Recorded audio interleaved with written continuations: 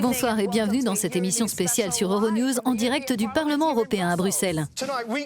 Aujourd'hui, nous continuons nos entretiens d'embauche pour le poste le plus important de l'Union. Qui remplacera Jean-Claude Juncker à la tête de la Commission? 6 candidats, vos questions, une série de rendez-vous. Bienvenue dans Raw Questions.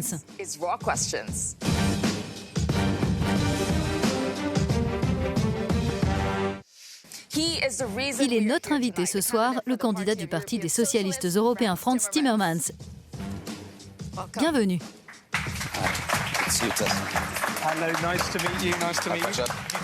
Nous sommes ravis de vous accueillir. Prenez place. Merci beaucoup de nous rejoindre ce soir. Plus que quelques semaines avant le début des élections, comment se passe cette campagne ? Pour l'instant, plutôt bien. Je reviens juste d'Espagne, de Barcelone, où nous avons tenu un grand meeting devant 4000 personnes, avec Pedro Sánchez, qui lui se présente dans d'autres élections pour présider le gouvernement espagnol. A priori, cela devrait bien se passer pour lui. Mais dans l'ensemble, vous n'êtes pas favori. D'après les projections, une douzaine de sièges vous attendent. Ce ne sont pas des élections extraordinaires pour vous. Attendons de voir. Beaucoup de gens sont indécis. Nous nous en sortons très bien en Espagne, très bien au Portugal. Nous sommes arrivés en tête en Finlande aux dernières élections. Nous étions en tête dans les sondages et au Danemark ou en Italie, cela se passe de mieux en mieux. Il y a encore beaucoup de choses à faire ? Oui, il nous reste beaucoup de travail. Environ 19 millions d'électeurs sont indécis. Il y a encore beaucoup de votes à aller chercher. Mais avant de passer aux questions et de chercher à en savoir plus sur Frans Timmermans, regardons son portrait. Voici Frans Timmermans. Il se présente lui-même comme un Européen de naissance convaincu. D'ailleurs, il parle 7 langues. Abbiamo tutti problemi. Modernize and improve it. Ze zeggen in Brabant wat de wettelijk wird es auch neue Fragen geben. Jouer dans la construction européenne. W Tchétchénie moje życie. Il a appris le russe en interrogeant des prisonniers de guerre avant la chute du rideau de fer. Timmermans a intégré la politique européenne en 1994 comme adjoint au commissaire Hans Vandenberg, un ancien député européen désormais rival politique.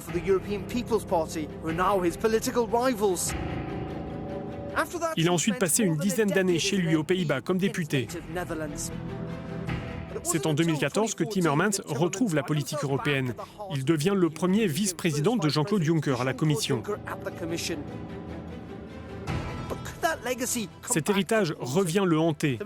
Timmermans a vécu de l'intérieur quelques-unes des décisions les plus controversées de l'Union européenne en matière d'immigration et d'état de droit.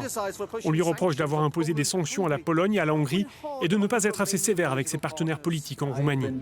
J'ai été aussi clair avec le gouvernement roumain que je ne l'ai été avec les gouvernements polonais et hongrois. Je suis daltonien politiquement quand il s'agit de lutter pour l'état de droit. Il est un supporter absolu de l'UE. Si les gens disent aujourd'hui que l'Union européenne n'est qu'un grand désordre ou un grand gâchis, c'est qu'ils ont dû être aveugles pendant 40 ans. Pour sa campagne, Frans Timmermans mise sur une politique qui mettrait fin à l'austérité dans l'Union européenne et sur une réforme fiscale. Votre nom est associé à tous ces événements, à tout ce travail que vous avez effectué pour le commissaire Jean-Claude Juncker. Pour ceux qui attendent du changement, allez-vous rester sur la même ligne ? Vous pensez ? Je pense qu'il est temps de mettre un terme à l'austérité politique. Je pense que l'on a déjà changé la façon dont nous travaillons. On s'est concentré sur les dossiers importants bien plus qu'auparavant. Mais pour que nous puissions faire ce que nous voulons faire, nous devons être plus forts que lors des dernières élections. Nous devons mettre en place une alliance progressive. Nous devons être sûrs que nous allons progressivement avoir une majorité au Parlement européen. C'est un travail long, pas facile, mais je pense que l'on peut y arriver. Et faire les choses les plus urgentes, la réforme fiscale en est une. Nous devons être sûrs que les plus grosses entreprises qui font énormément de bénéfices en Europe commencent à payer des impôts ici, ce qu'ils ne font pas aujourd'hui. Nous avons besoin de l'Europe, on ne peut pas y arriver chacun de son côté, nous devons nous assurer que les salaires augmentent en Europe. Venons-en à notre première question du public. Kevin Calomeni de l'Université libre de Bruxelles. Kevin, quelle est votre question ? Merci beaucoup de bien vouloir me répondre, Monsieur le Vice-président.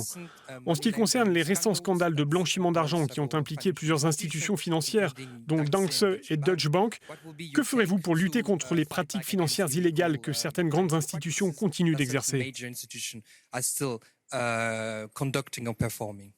I believe that one of the reasons why Je crois que l'une des raisons pour lesquelles l'extrême droite s'installe dans plusieurs pays européens vient du comportement qu'a pu avoir le secteur financier. Les gens ne supportent plus que l'on injecte des milliards et des milliards pour sauver des banques qui recommencent à mal se comporter. Les gens constatent que les banques se portent bien, mais qu'elles n'arrivent pas à sortir de la crise.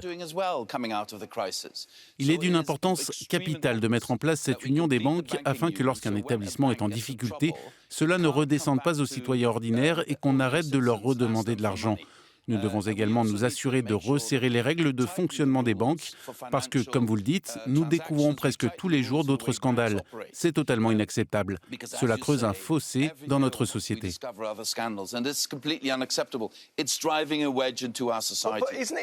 N'est-ce pas là le problème? Que 10 ans après la crise financière, les gens qui regardent l'émission vont se dire « Sur ces 10 années, vous avez fait partie de la Commission pendant 5 ans et vous parlez encore de changement? Pourquoi rien n'a évolué ?» Beaucoup de choses se sont passées. Quand on parle d'une union bancaire, on y est presque. Nous attendons le dernier élément légal pour nous assurer que désormais, si le secteur bancaire rencontre des difficultés, ce sera lui et non plus aux contribuables de payer. Passons à une autre question de nos téléspectateurs. Pedro Ponte du Portugal. Écoutons. En tant que président de la Commission européenne, comment comptez-vous faire face à la disparition et au rejet du multilatéralisme et de la gouvernance mondiale face au nationalisme protectionniste, non seulement dans le monde entier, mais aussi dans les États membres de l'UE? Une question aussi intéressante que pertinente. Oui, très bonne question. Vous savez que nous sommes ceux que l'Union européenne considère encore dans le reste du monde comme ceux qui protègent le système multilatéral. C'est nous qui avons établi les objectifs de développement durable des Nations Unies et qui les avons fait approuver. C'est nous qui avons réussi à rassembler toutes les nations autour de l'accord de Paris sur les changements climatiques. Nous avons donc un énorme héritage et une énorme responsabilité de protéger ce système, même à l'époque de Trump. C'est ainsi que nous constatons, par exemple, dans nos discussions avec le Japon ces jours-ci, ainsi que dans nos discussions avec la Chine il y a quelques semaines, que le monde entier est disposé à suivre la voie européenne du multilatéralisme. Mais nous avons aussi une lutte interne au sein de l'Union européenne. Nous sommes tentés de nous retirer derrière les frontières nationales par désespoir ou par manque de perspective. Nous devons également lutter contre cette tendance. Nous n'allons pas créer une société meilleure pour nos citoyens en nous retirant derrière les frontières. Cela ne va pas aider.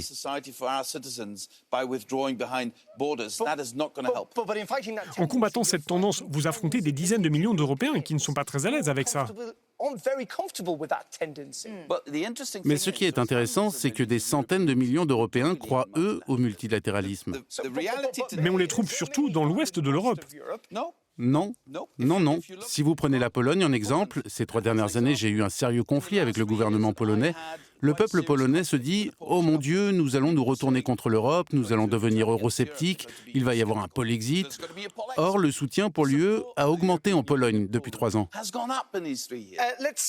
Ok, accélérons un peu. Passons à la vitesse supérieure. Je vais vous poser quelques questions binaires. Répondez par oui ou par non à ces questions, Monsieur Timmermans.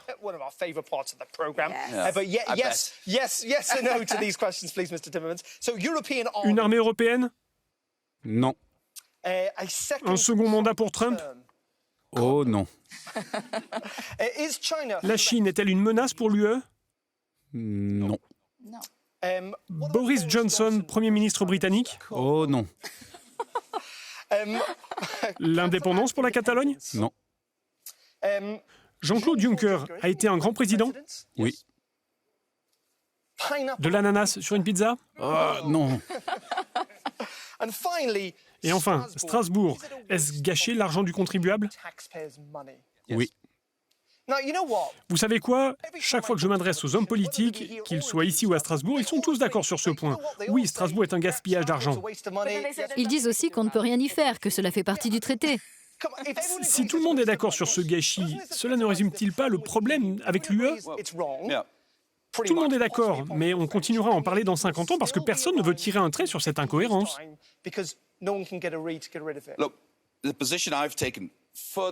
Regardez, le positionnement qui a été le mien depuis des dizaines d'années. Le Parlement européen devrait pouvoir décider lui-même où il veut se réunir. Et clairement, il veut se retrouver à Bruxelles, seulement à Bruxelles. Le problème ici, c'est que les États membres qui défendent cette position, et mon propre pays le défend depuis longtemps, Lorsqu'il s'agit de faire pression, ils ne veulent pas en payer le prix parce que si vous voulez que les Français changent d'avis, vous devrez en payer le prix. Et en France, ils sont catégoriquement contre ce changement. Beaucoup d'États membres aimeraient décider que l'on organise nos réunions seulement à Bruxelles. C'est une position que j'ai adoptée de longue date et que beaucoup d'autres, en particulier en Irlande du Nord, continuent de défendre. Mais vous savez que le problème, c'est que les États membres doivent être d'accord et la France doit être d'accord également. Mais aujourd'hui, elle refuse. Et puis, bien sûr, la question est de savoir comment la France serait indemnisée. Je suis venu dans le passé. J'ai eu l'idée du pas d'idée. Pourquoi ne pas organiser les réunions du Conseil européen à Strasbourg? Pourquoi ne pas avoir une institution européenne à Strasbourg pour compenser? Mais jusqu'à présent, le gouvernement français a toujours dit non. Il faut racheter les Français. Oui, mais cela arriverait dans tous les États membres. Imaginez que vous disiez à la Belgique, transférons la Commission dans un autre pays. Je ne pense pas que les Belges seraient très enthousiastes. Passons à une autre question. Joseph Damam de l'Université libre de Bruxelles. Quelle est votre question? Bonsoir, Monsieur Timmermans. En fait, j'ai une question sur le Brexit, et plus précisément sur une possible extension du Brexit, au-delà du 31 octobre. Pensez-vous que cela minerait la crédibilité de l'Union européenne dans ce scénario? Tout d'abord, pour revenir également à une question précédente, nous voulons conserver notre souveraineté nationale, ce que nous voulons, etc. Je conseillerais à celui qui l'a demandé de jeter un coup d'œil à la Grande-Bretagne pour voir comment cela fonctionne pour eux. Ça permet de reprendre le contrôle. Vous savez que le Brexit est pour moi l'une des choses les plus tragiques que j'ai jamais vécues dans ma vie politique. Et s'il y a la moindre chance que la population britannique y repense ou en vienne à une situation difficile, je crois honnêtement que changer d'avis est un droit humain fondamental. Et si la majorité des Britanniques changeaient d'avis et pouvaient l'exprimer dans un référendum, la Grande-Bretagne resterait peut-être dans l'Union européenne. C'est mon rêve. Mais votre question spécifique sur l'extension, je pense qu'un État membre est un État membre jusqu'au jour de son départ. Et d'ici les élections européennes, nous saurons probablement quels sont les projets. Le gouvernement britannique ou la Chambre des communes vont avancer et nous nous en occuperons ensuite. Mais le seul point où je veux être très clair, ce n'est pas un exercice punitif. Tout le monde dans l'Union européenne est triste à ce sujet. Personne ne veut qu'ils partent. Ils ont pris cette décision. C'est une décision souveraine. Nous devons respecter cela, mais j'espère toujours qu'ils auront des doutes. En tant que président de la Commission, si vous vous mettez à la place des critiques, seriez-vous content de son départ le 1er novembre? S'il n'y a pas d'accord avec Westminster, seriez-vous heureux de prolonger le processus de sortie? Seulement si on a une idée de ce qu'ils veulent à Westminster. Si la situation reste identique, je pense que vous savez que d'ici au 1er novembre, nous aurons un Brexit. Regardons maintenant ces meilleurs moments à la Chambre du Parlement européen. Voici ce soir notre rubrique « Vous l'avez dit ».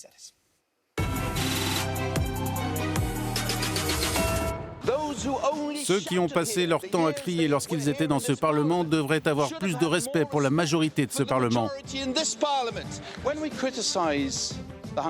Lorsque nous critiquons le gouvernement hongrois et ses mesures législatives, nous le faisons de manière très précise. Et je dois dire que critiquer les lois, critiquer le gouvernement, équivaut à critiquer une nation, un peuple.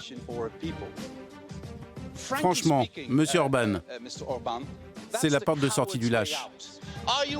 Êtes-vous prêt à sacrifier tous ces emplois pour votre rêve chimérique de prétendue souveraineté?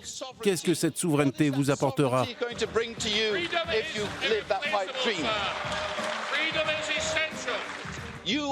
Vous êtes les représentants de plus de 500 millions de personnes. Soyez-en fiers et défendez-le. Et ne laissez pas ces gens vous dire que vous ne représentez pas le peuple.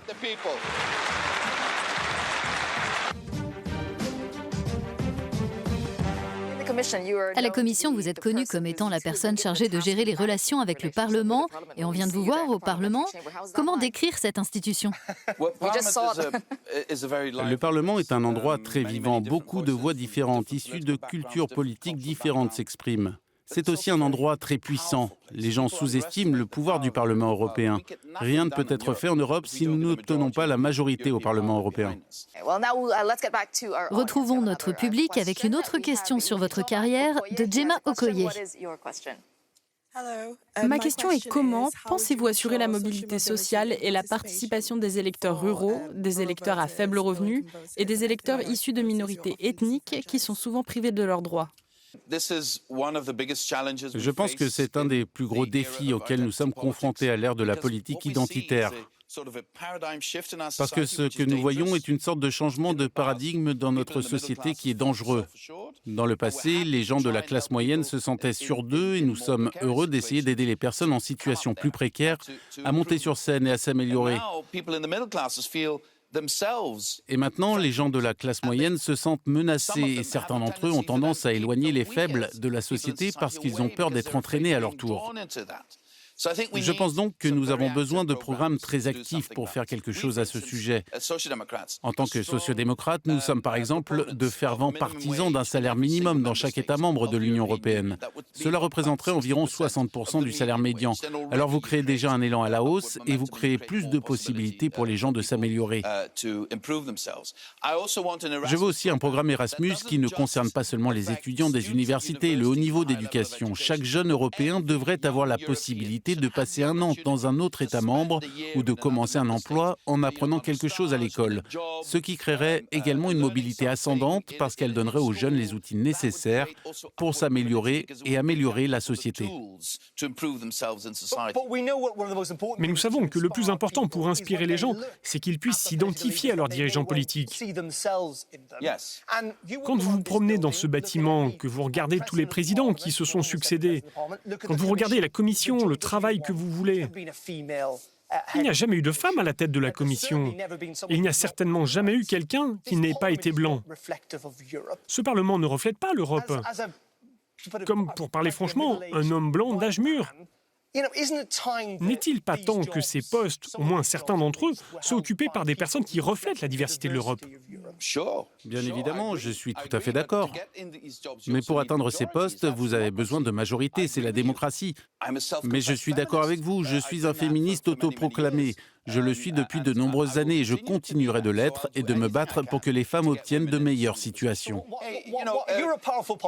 Vous êtes un homme politique puissant, alors pourquoi ne pas présenter des candidates sociodémocrates pour ce poste à la Commission? Pourquoi ne pas autoriser une femme à se porter candidate? Dieu sait qu'on a essayé et qu'on n'a trouvé personne. Nous avons dépassé le taux de croissance le plus rapide. On ne va pas chercher quelqu'un, vous demandez aux gens s'ils veulent présenter leur candidature. Nous l'avons fait dans tous les partis. Dans mon propre parti, nous avons la parité des hommes et des femmes depuis des années et des années, mais cela prend du temps. Il faut du temps pour y arriver, mais il faut avoir des quotas. Je crois aux quotas. Vous devez aussi imaginer que vous verrez quand je serai président de la Commission. Vous serez surpris dans ce domaine. Je vais le faire. Je me sentirai inspiré par ce que Pedro Sánchez a fait lorsqu'il est devenu le Premier ministre de l'Espagne. Vous avez vu une majorité de femmes dans son cabinet. Il n'a pas utilisé de pourcentage. Il n'a pas fait de grands discours à ce sujet. Il l'a juste fait. Venons-en aux questions que vous nous posez depuis chez vous. Nous sommes avec Rebecca Frietek en Allemagne.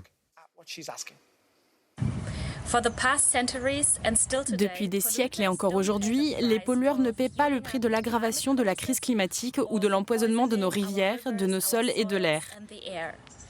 C'est notre génération qui doit nettoyer ce gâchis et payer cette facture.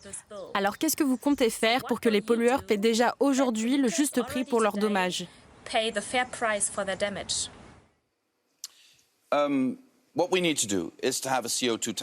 que nous devons faire, c'est instaurer une taxe sur le CO2 au niveau européen. C'est le principal changement qui permettra aux pollueurs de comprendre la nécessité de changer leur mode de production.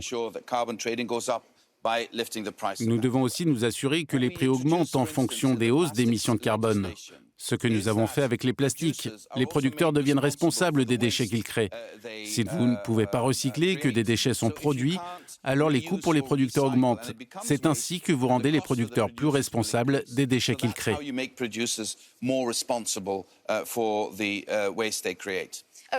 L'Union européenne va devoir trouver 200 milliards d'euros supplémentaires pour atteindre les objectifs climatiques de l'accord de Paris. Où allons-nous trouver cet argent? Qui va payer? Je pense que vous savez que j'ai mentionné la taxe sur le CO2 par exemple. Si nous pouvions organiser cela au niveau européen et que vous pouviez redistribuer cela spécifiquement pour cet objectif au niveau européen, nous pourrions y arriver. Merci à notre public d'avoir participé à cette émission. Merci pour vos questions et merci à vous, chez vous, de nous avoir envoyé vos questions. Et merci Frans Timmermans pour votre présence ce soir.